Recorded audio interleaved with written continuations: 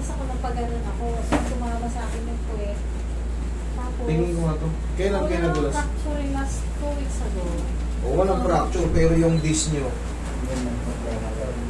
Siyempre, yan din yun eh, oh. Nasanda kayo. Hirap akong sa pagkakahiga, hirap akong tumayo. Yun nga yung ina-explain ko rin. Pag may tama kayo dyan, yung paghiga nyo, nahihirapan kayo. Hindi Pag nyo alam nakahiga kung... na ako, okay naman. Kaya lang pag gigilid ka, yun na yung Masakit. pag bumuba ko, masakit. Tsaka pag matagal ako nakaupo, Marginal osteophytes of subchondral sclerosis are seen, indicated osteodegenerative change. O, ano yung ibig sabihin nun? Ano? Hindi ko alam. Hindi niya alam. Okay, yung osteophytes na binabanggit, yan yung mga parang tumutubo-tubong mga ano, sa balat, sa mga vertebrae natin. Yan. Marginal osteophytes. Yan. Ganyan, para may bukol-bukol na. Ito yung healthy. Ngayon, siyempre, meron kayong degenerative change. Ano yung degenerative? Degeneration with osteophytes. Ganito itsura ng disc nyo. Ngayon, nasalda kayo. tumunog eh. Tumunog. Yan yung mga ganyan, mababangal. Mababangal yan. Kaya ngayon, di ba, siyempre, lubak-lubak yan. Pag umiga kayo na gano'n, aray, tatay, aray, Gilid. Oh, yan. aray. Ito nga, bumibungit dito. Pero pag naka-plaster na kayo ng gano'n, kasi na, yan, kahit pa paano Okay good. naman. Pero pag ginan mo ulit, Yun. Ganun. tugma. Oo. Okay. Ganun lang. Kaya siyempre, sasabit-sabit yan. Ganun talaga. Ngayon, paano natin masusolusyonan yan mga sakit-sakit nyo? Kailangan yan, mas-scratch na yan. Kailangan sa stretching na. Stretching, no? Oo, ganun din yan. Kailangan, wala na yung mga sumasabi. Ganun din yan eh, napupudpud din siya. Nababangal, naririnig nyo, tumutunog. Ngayon, sa tulong ng mga squeezing, mapapantay na siya. Magiging tightening man siya, pero walang masakit. Eh, ganun talaga eh.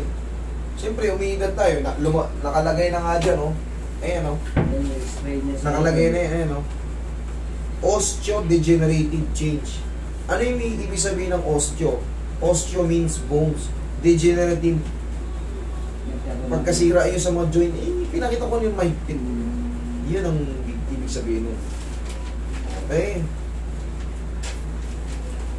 Dito naman, dahil pina-x-ray nyo, ano, wala naman lumabas na, ano. Okay. Pero saan yung pinaka-main problem, yung saan yung pinaka-masakit talaga na portion ng ina? Sa mismo mga puwet? Mismo dyan. Di kasi, gumanon ako eh, na tumunog yung puwet ko. Tapos ngayon, pag humihiga ako, okay naman. Kaya na pag tumatayo na ako at tatagilid, di ako sakit. Eh, sabi ko nga sa inyo, yung explanation kanina, tutugma. Siyempre, hindi lang naman kayo yung pumunta niyan dito. Hindi lang 5, hindi lang 10, hindi lang 100. Libo-libo pumunta niyan, ganyan, pare-pares kayo ng kaso. Kaya, kahit anong magiging, ano, nai-explain ko sa inyo, siyempre, may pumunta rito mga nasa medical field doctor, may mga pupunta rito mga head nurse, kung ano-ano, na nasa medical rin, na halos minsan pare-pares kayo ng tama. So, nare-refine din po yun pag nag-exercise. Kung baga may correct exercise. Yes, ganun lang oh. Very safe exercise. 1, 2. Kung ano lang maabot, sa ganito, kung ano lang maabot. Pag ganun-ganun lang. Siyempre, kailangan natin inating din yung malikot natin eh. Eh pag wala na tayong mga stretching, yung mga muscle natin, magkakaroon ng mga biglaang kilos yan, magre-react. Kasi yung mga tendon natin, mga muscle natin, parang double gum lang din yan. Pag hindi mo minuya, binilad mo, ganunin mo, matatanggal, may mapuputol. Hindi nakagaya ng bata-bata pa na. Yes, pero pag yan, inunguya mo, ganunin mo, kahit humaba yan ang ganun, hindi maputol. Pero yung pag pinahinga mo yung nguya, stock mo lang. Ulutin mo yung ganunin mo. Ganun lang din yung mga tendon natin. Kailangan, siyempre pag may mga stretching, sanay sa stretch, hindi magkakaroon ng mga pagka-damage ng mga tendon, mga tissue. Pero kung ikaw, matagal ka na binata ka pa tumigil sa mga stretching, sa mga sports, tapos umidad ka, subukan mong magbuhat ng mga mabibigat. Tignan mo. Subukan mong tumalon, magtatatakbo ng kaunti. Tignan mo yung magiging difference. Ang sakit ng buong katawan mo. Kasi magre-react yan sila. Mga muscle at tendon natin, very stiff. Kaya meron tayong tinatawag na mga muscle strain. Higa kang patagilid, mami. Ay, wait lang. Tayo ka saglit. Meron pala akong nalimutan. Iyo. Tumakot po. Higa kang patagilid. Yan yung mga safe na spine traction. Pati lang ang wedge mo lang yan, sarap. Magugulat ka, mamaya, yung mga pagtagilid mo, paghiga mo, walang aray-aray.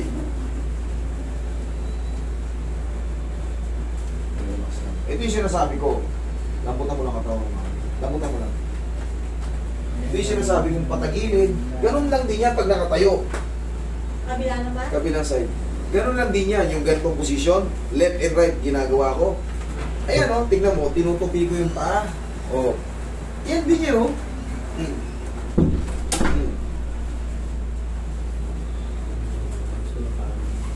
Okay, relax lang. Lambutan mo lang. Ganun lang din yan, parehas lang yan.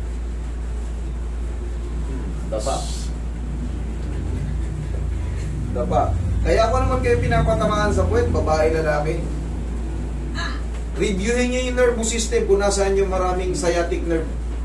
Nasa bandang puwetan. Kung ayaw yung tamaan sa puwet, dun kayo sa ibang therapist.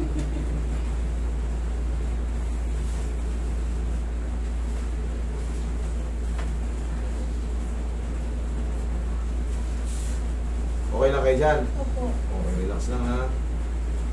Hindi kayo namamanhead. Okay. Okay, good. Ibig sabihin, walang naipit. Kasi pag may naipit na mga sciatic nerve,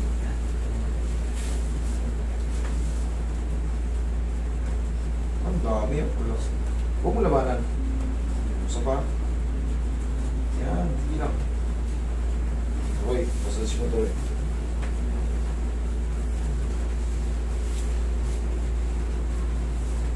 Ayan, kaya ako sinisiko dyan. Ayan yung nervous system natin. Pansinin nyo to. Diyan nagsanga, Diyan nagsanga-sanga. Yung iba single-single lang. Pero yan, Sige. Kaya. Masakit.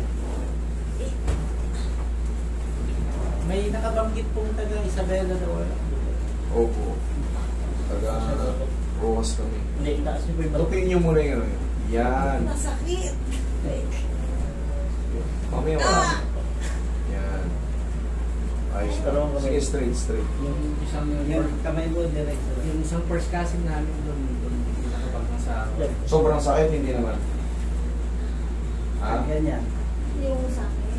Yan, sobrang sakit. Hindi No, naman. wala naman. Pag Pero tinataas ko lang. Sige. Okay. Gets ko na. Pero kung ganyan, sobrang sakit, babaguhin yung posisyon. Pero kung hindi naman, Hindi naman. okay, relax na. Kailangan kasi ito Okay. Inhale. Seal. Diyan ka lang. Yung kay Chef, hindi ko na ginanito. Alam niyo kung bakit. Sabi ko nga, aawatin ko yung mga Okay na po. aawatin ko yung mga method. Bunga ng, hindi ako sure dun sa Doon sa suka, doon sa kahit hindi siya Yes, baka hindi makatulong. Siyempre, doon tayo sa uobserbahan ko lang yung mga kilos niya sa ginawa ko. Kung goods na. Pero kung yung kukumplituhin ko yung method, kung kinumpleto ko nga yung method, si Sir naman, nag-react. namimilipit, nag-react yung opera. Siyempre, binawasan yung atakin ko ng ganun. Baka mag-react. Pero siyempre, sure bulan tayo. Doon tayo sa safe. Ngayon, ma'am, ipantay nyo lang katawan nyo. Kumusta naman yung ganyan nyo? Pag Okay nakaganyan. naman. Okay naman. Walang namamanid, walang kumikirot. Yan yung sign na maganda yung pagkaano. Tapos, yung sa nararamdaman nyo, din yung ganyan, yung pagpipihit kayo, sasanayin nyo lang na ngayon. Pihit-pihitin nyo na. Kasi nga, nakita nyo naman, in-explain ko na nung una yun ha, yung disc nyo, tapos meron kayong osteophytes. Based doon ha, binasa ko lang. Yun nga yun, bukol-bukol, kaya kailangan, ganun ninyo na yun. So, nagde-develop talaga yung ganun. Yes po. Tumutubo talaga.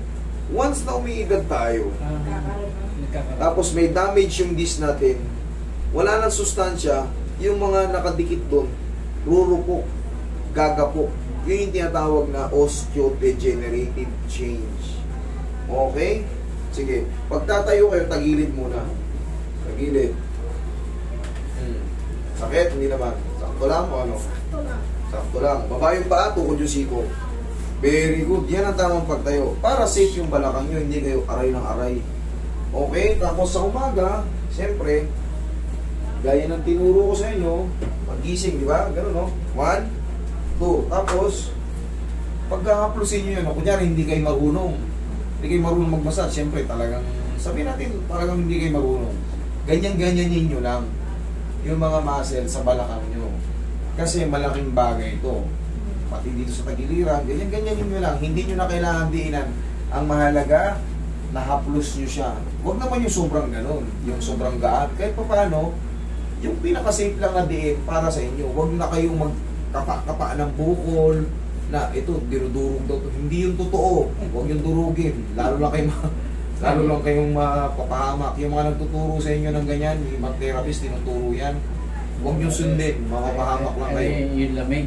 Sinabi, lamig. Yan, ang dami mong lamig. Durugin natin. Huwag kayo maniwala dyan. Basta haplos lang. Haplos lang ng pagmamahal nyo. Ganyan ninyo lang. Okay na yan. Hindi nyo na kailangan magdurog-durog dyan. Siyempre, alam nyo na yan kasi nagpapahilot tayo doon. Nagpapamasas tayo. Sinasabi nila yan. May lamig ka, durugin natin. Makakapaan nila yun para ito, parang Jolene, no? Durug. Hindi ako against sa kanila na talagang ang gusto ko mabago. Ang gusto ko mabago. Hindi ko sila sinisiraan. Ang gusto ko mabago para walang pumupunta rito na puro pasa yung muscle. Nagkanda stiff-stick na din sa sobrang lakas ng diin. Kasi nasasabi ko to kasi ang dami nang pumunta niyan dito. Makikita mo talagang durog na durog, punong-puno ng pasa yung mga muscle. Bakit nangyayari yun? Kasi nga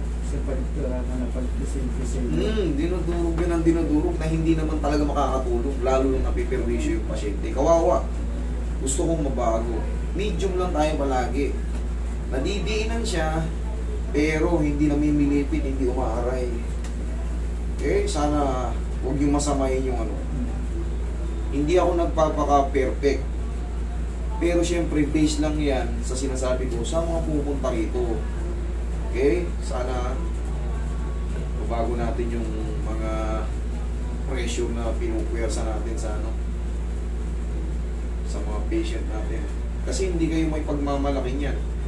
Saan ka nagpahilot ng ngayon? Tatanungin mo, pag ang maga, doon kayo ano, ay huwag kayo nang pumunta ron kasi sobrang sakit ang ginawa niya sa akin. Pero pagka nasarapan yan sila sa massage nyo, ipagmamalaki kayo yan, ikukwento kayo yan sa iba.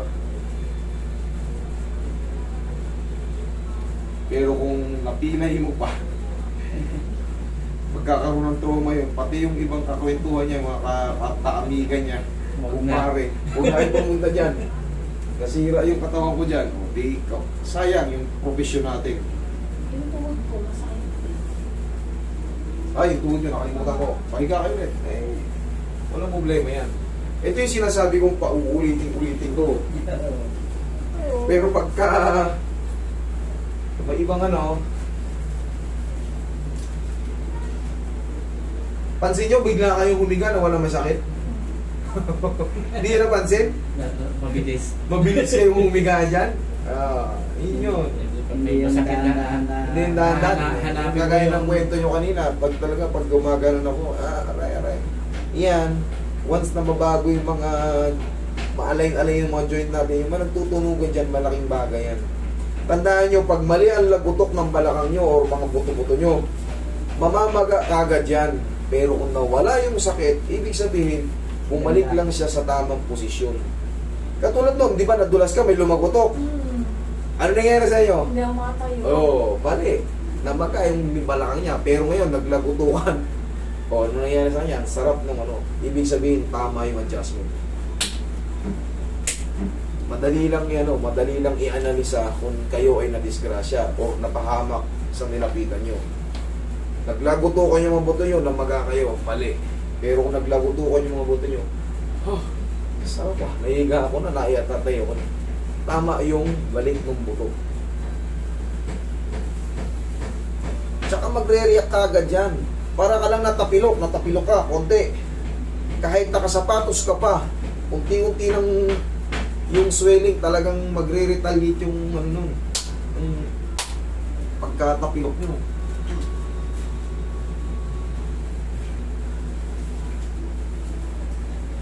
Ito ba yun? Sige.